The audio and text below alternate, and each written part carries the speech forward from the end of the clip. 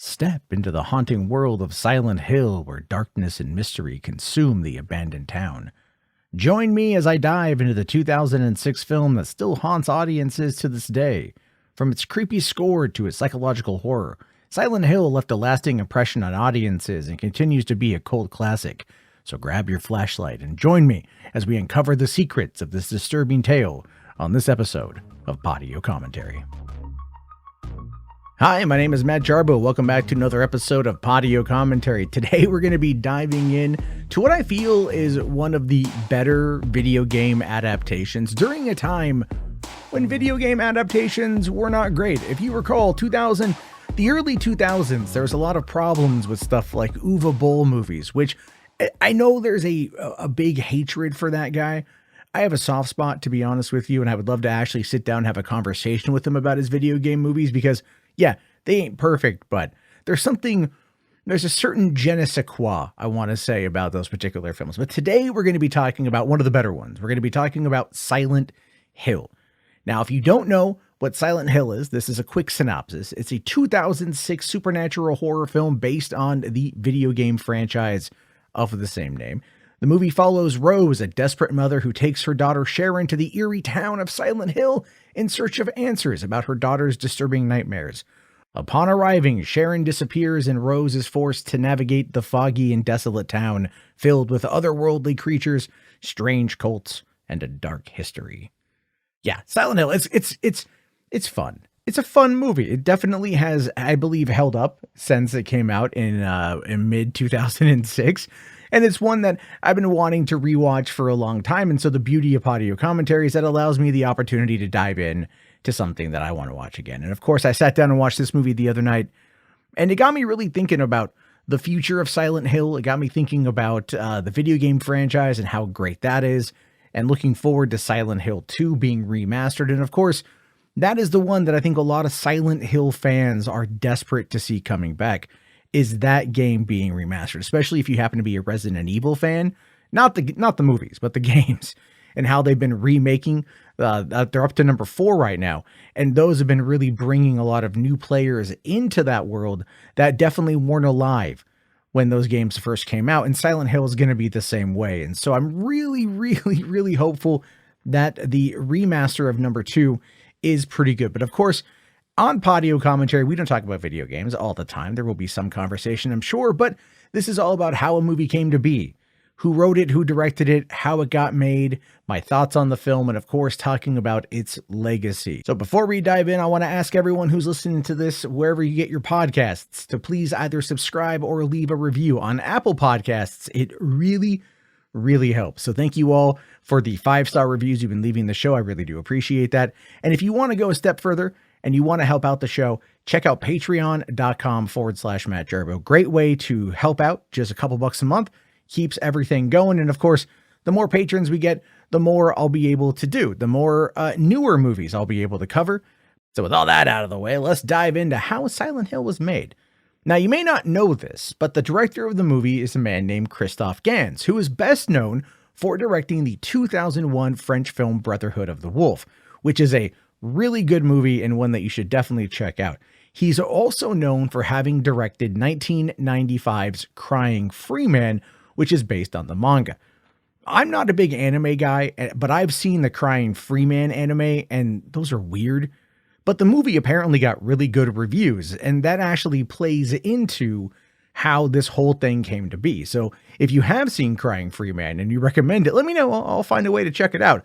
But in the meantime, the idea of this particular adaptation of Silent Hill was actually created by Christophe Gans and voiced for the first time to producer Samuel Hadida during the filming of Brotherhood of the Wolf. This would have been around the time Silent Hill 2 was out and was making waves in the horror game genre.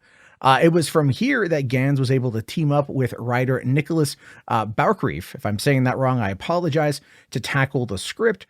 But they did need a little bit of help with the dialogue. And it was here that Gans made an interesting phone call. He actually reached out to his good friend, Roger Avary. Yes, that Roger Avary from Pulp Fiction fame, as well as the Sirius XM very popular podcast, VHS Archives. Now, in an interview, Avery gave a pretty good rundown of how Silent Hill got written. And this is really about some of all the information I'm able to find on how this whole thing came to be. But what Roger Avery said about Christoph Gans is pretty fascinating. He says, "I know all kinds of things about movies, and Quentin Tarantino blew me out of the water. I didn't know how, but he knew so much more about cinema than I did. Well, Christoph blows Quentin out of the water, which I never knew was possible. And not just in terms of what he knows about movies, but what he knows about all media. You name a book and he's read it. Name a game and he's played it. And he hasn't just played it casually, he's played it to the end. He's invested the 50 to 100 hours it's taken to finish all of these games. I don't know how he finds the time. He has no life separate from media. He's also very similar to Quentin in his energy. So I was very comfortable around him and we became very good friends very quickly." Now, when I, as a gamer, longtime gamer, lifelong gamer, read a comment like that, where you're talking about a video game adaptation in a time when a lot of that just seemed like it was ham-fisted. It was just, we have this concept for a movie. We have this video game license that we bought in some kind of bulk sale from a while ago. Why don't we just like slap the name on there? Clearly gamers are too stupid. They're not going to know what's going on. They're not going to care. They just want to see it on the big screen and will be able to cheaply make a lot of money, or maybe not cheaply, but let's say not the most creatively make a lot of money. And then you get a gamer coming on in who's not only just like, a big fan of the franchises, but really dives into the lore and what makes these things tick. And that gets me a little excited. It gets my nips ready to cut some glass, if you know what I mean, because that's the one thing I feel in many of these cases that we simply don't get. Like Dan Trachtenberg, I love as a director because he was a games journalist. Like he understands that side of things. And so he did the episode with Kurt was it Wyatt Russell? That's who it was, for Black Mirror, where it was like inside the video game and it felt like it was a good adaptation. Of course, 10 Cloverfield Lane and Prey were fantastic. So if you get somebody who does really understand the source material, I think you are able to get something amazing out of that. And that's one of the things I really took away from Silent Hill was, yeah, it's a weird story to adapt. It's a very unique tale to adapt. And I think he did it in a way that really kind of like checked all the boxes of what needed to be there, and even went hard into the paint for some of the gore with the finale that left a really lasting impact.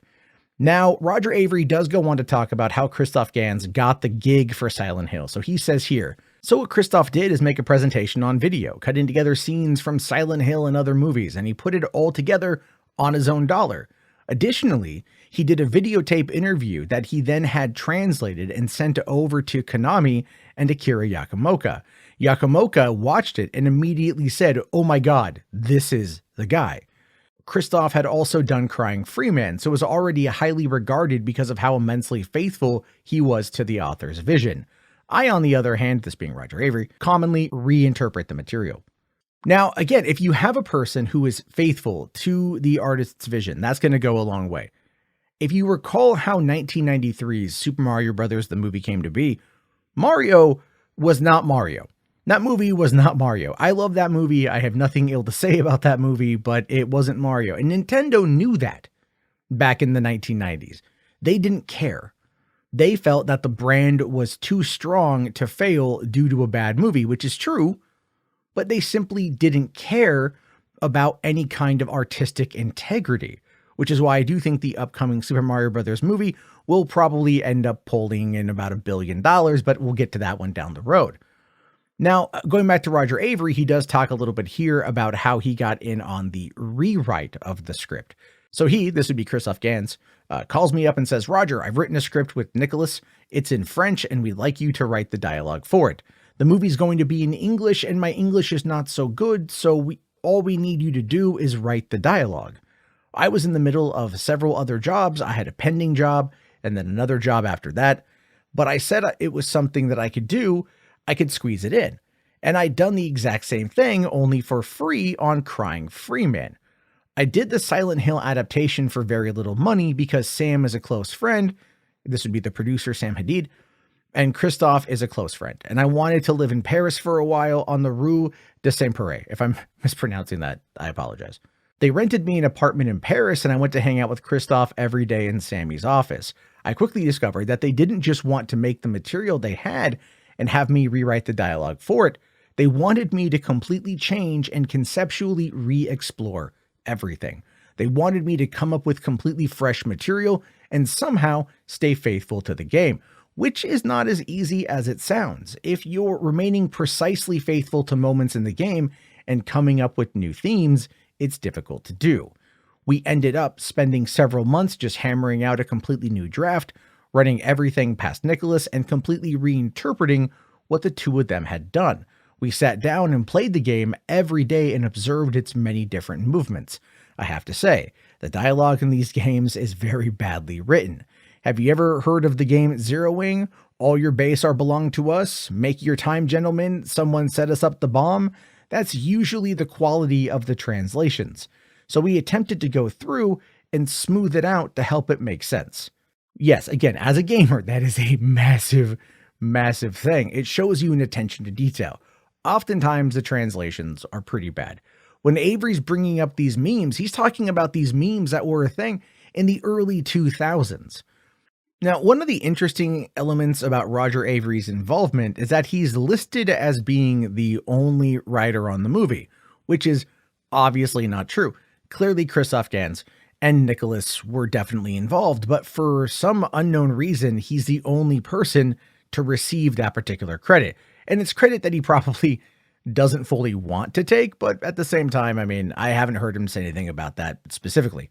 But Christophe Gans, on the other hand, he was absolutely in it to make this movie. He actually has said that this game was one of the most terrifying experiences of his life.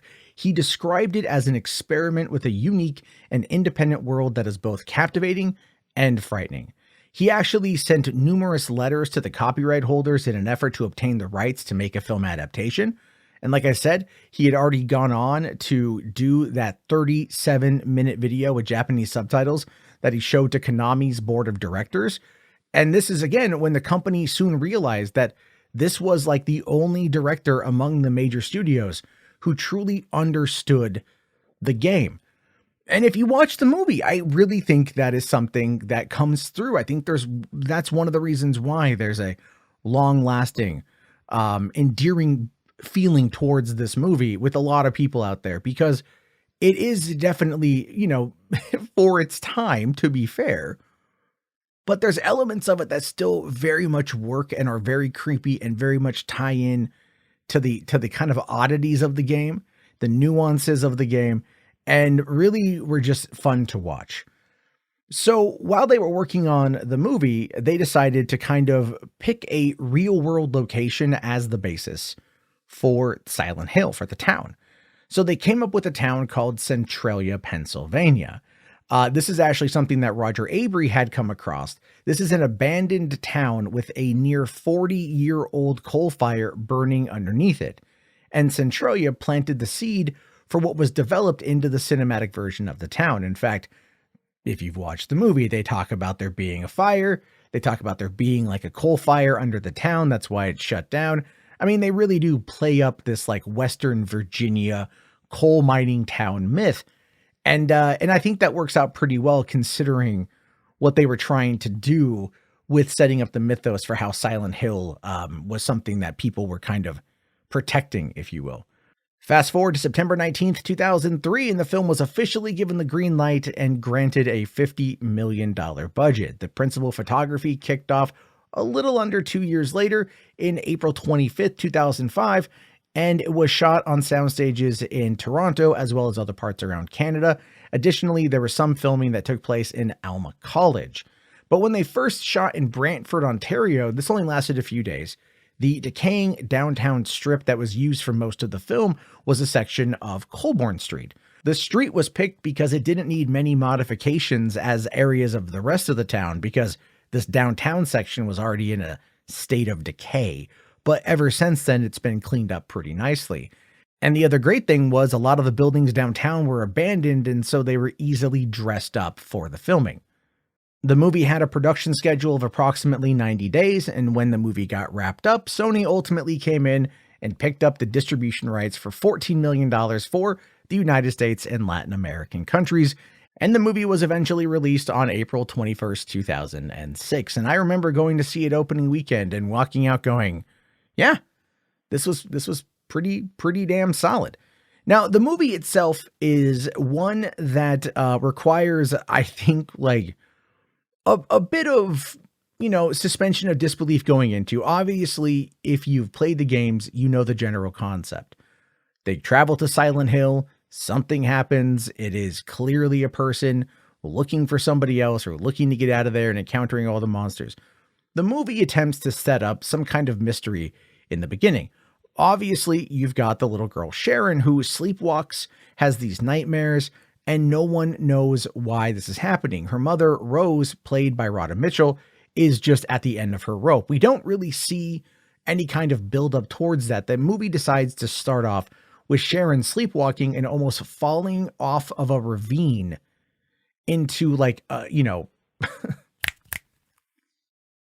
and almost falling off of a cliff into a ravine right before Rose saves her. And this kind of prompts that initial, okay, we have got to go and get to where this town of Silent Hill is in order to figure out why she's having these nightmares, why she's sleepwalking, and what exactly is going on. What was really interesting about this was they utilized the kind of, I don't want to say like the birth of the internet, but the first like 10 to 15 years of mysteries on the internet, where it did feel like there was a lot about the unknown that people could unearth from these like GeoCities blogs, so to speak. And so in this particular case, she's researching Silent Hill. She comes across a website that talks about the 40-year coal fire and all the problems with that, and clearly realizes that it's in West Virginia and she's in Ohio. And I thought that it was really interesting that they established that they're in Ohio and that they have to travel to West Virginia.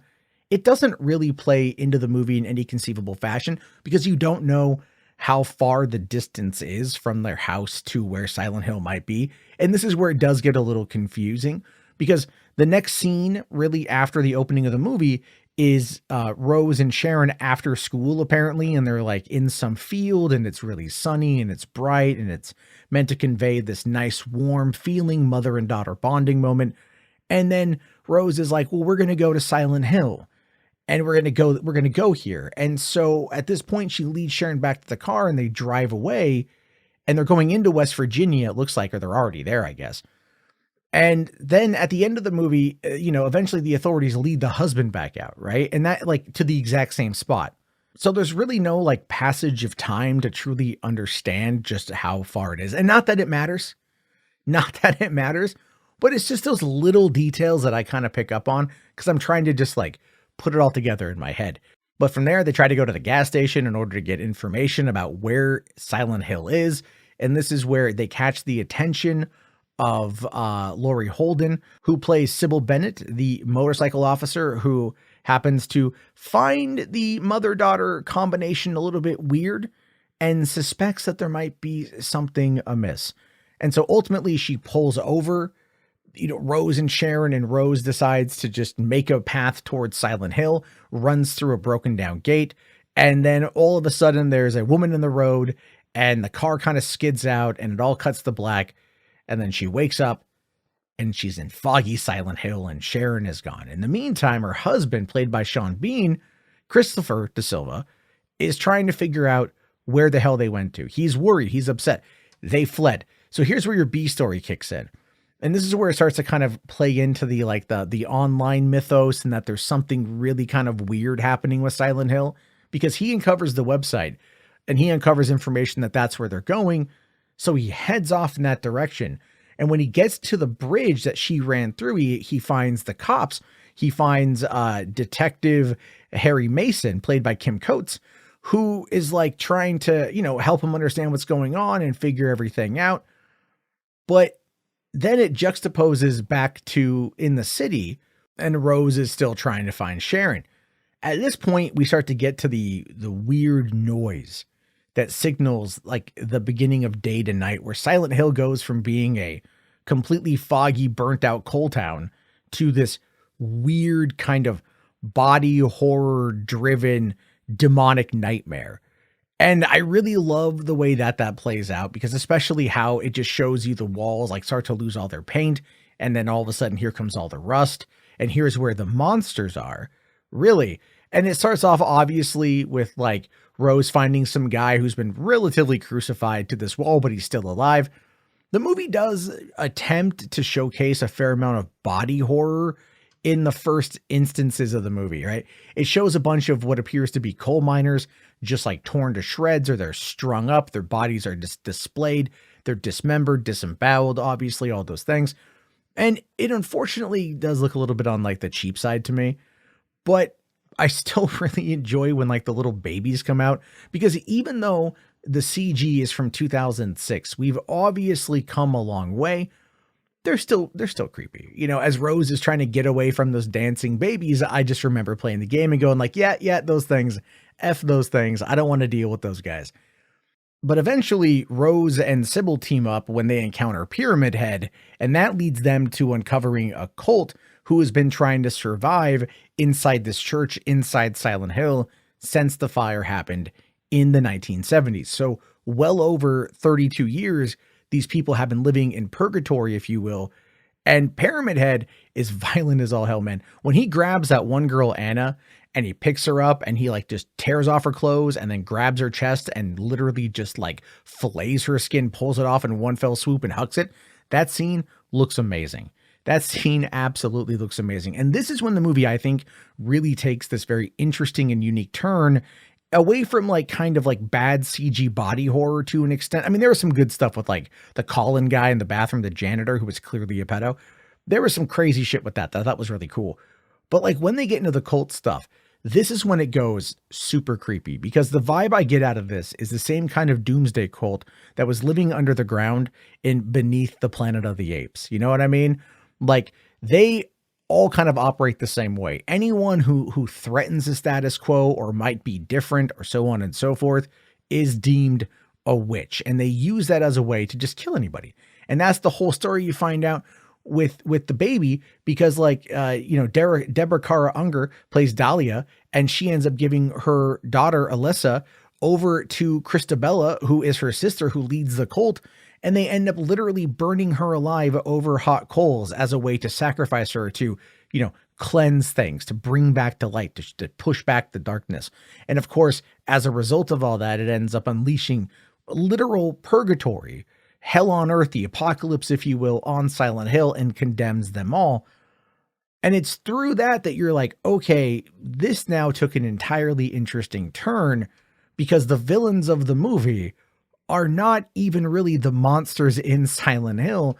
It's the people attempting to control everybody through fear and through religion. And I just enjoyed that quite a bit. And of course, as we get to like the end of the movie, there's a whole showdown in the church that I thought was just epically violent, as Alyssa comes out of the ground and she's got all those barbed wires and just starts eviscerating everybody in that church, especially Christabella. When Christabella gets pulled up and they literally assault her sexually with the barbed wire. And it's like, it doesn't really shy away from it. You see the barbed wire go up. You don't see it go in, thank God, but you see it go up and you just see all the blood fall, all the blood just like splash down. And then they just like pull her body apart. Brutal. Absolutely brutal. And again, up until that point, anything you might think about that movie in regards to like good, bad, or the other, this is like, there's some bad CG here and there, but there's been some good gory moments. This is one that I really do think takes the cake for like the all-time best villain deaths, as well as just brutal kills in a horror movie. And it's awesome.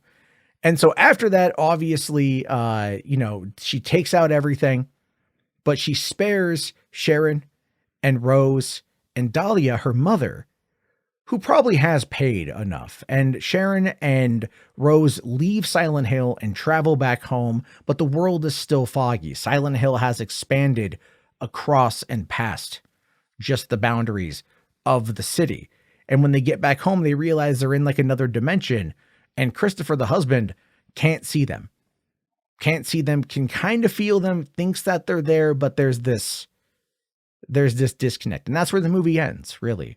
Now, I guess they pick up the story a bit in the next movie, Silent Hill Revelations, which came out 6 years later. But honestly, I never saw it, so I can't tell you on that one. But when I do watch it, which I'll eventually cover for the show, yeah, I think it's going to be a fun one, even though it's definitely not regarded as being one of the best movies ever made. But let's talk about the critical reception to the movie. So it did not favor very well with critics, right? Rotten Tomatoes right now reports that the movie sits at 32% off of 103 critical reviews, with an average rating of about 4 out of 10. Metacritic is very similar with a rating of 31 out of 100. And CinemaScore reported that audiences gave the film an average grade of a C on their level, which is not average. That's pretty bad overall. But horror movies tend to get that because I think people never really get the ending that they want. And I think the ending of this one was left relatively disparaging, a little depressing after everything that we witnessed for the 2 hours. So people out there may not dig the ending of that movie. But it's so funny because, after all these years, I've talked to tons of people, even back in the day, a bunch of my friends in San Diego who went to go see it. We all loved it. Everyone I knew loved the movie. So the CinemaScore is definitely normies who don't know anything about anything. Let's be fair. But no, that's mean to say, but it's the normies, they can, this is for them. As for the box office, on the other hand, it did okay. It had a successful opening weekend. It opened in 2,932 theaters and earned $20 million in the US alone, which is actually number one at the box office for that weekend. Eventually, it did go on to gross over $46 million domestic and over $100 million worldwide. The movie actually did pretty decent on home video as well. In the first 4 weeks of its release, back in 2006, it sold 1,316,169 DVDs, which brought in an additional $22 million to the total gross of the film, bringing it to $120 million worldwide on that particular metric. This is something I pulled off of Wikipedia. So they try to find everything they can to really increase what the movie made. But again, after all these years, we don't really know what it's done. What they do say here is that it's the 9th highest grossing film adaptation of a video game property within the US, just behind Resident Evil Extinction, which had a total just behind Resident Evil Extinction, which came out in 2007, which had a total gross of $50.6 million. But in July of 2019, Shout Factory released a 2-disc collector's edition Blu-ray of Silent Hill through Scream Factory. And in addition to containing the previous special features, this collector's edition also had new bonus content, including cast and crew interviews, a commentary track with the cinematographer, and a new HD remaster of the film. Which is, I think it's hard to find that one right now on Amazon. This movie was streaming on Hulu until the beginning of this month when I went to go watch it. And of course, they had taken it off Hulu. So right now it's not streaming anywhere where you can watch it, but I think you can get it for a couple bucks on YouTube or Amazon or whatever. And it's definitely one worth checking out if you haven't seen. And if you just want to watch it again, it might be fun to pop back in because, quite frankly, it's still a good movie to watch. Now, additionally to the special edition film that came out in 2019, there's a rumored extended cut of the movie, which runs 132 minutes, and it's said to be the full uncut version of the film itself, which has never been released outside of Canada, apparently. This version of the film apparently has longer and sometimes more explicit and more disturbing scenes, unlike what we saw in the theatrical cut, that could have potentially given it an NC-17 rating. I would think that the ending of that movie, the climax in the church, would probably be what would have done that, and maybe something else with Pyramid Head, which would have been really, really, really cool to see. But what about a sequel? That's been the question on everyone's mind for a while. We know that they're remaking Silent Hill 2, and we know that there was the 2012 movie that apparently wrapped up some of the storylines. This is what I've been told. I haven't seen it yet, as I mentioned. But Christoph Gans admitted that he had written a third script And he has every intention of releasing the movie in like 2023, 2024, somewhere in there. And that this movie would actually be a part of a larger effort to revive the Silent Hill brand, which would apparently bring back new video games. So it feels like Konami is realizing that they need to get in on this revival action.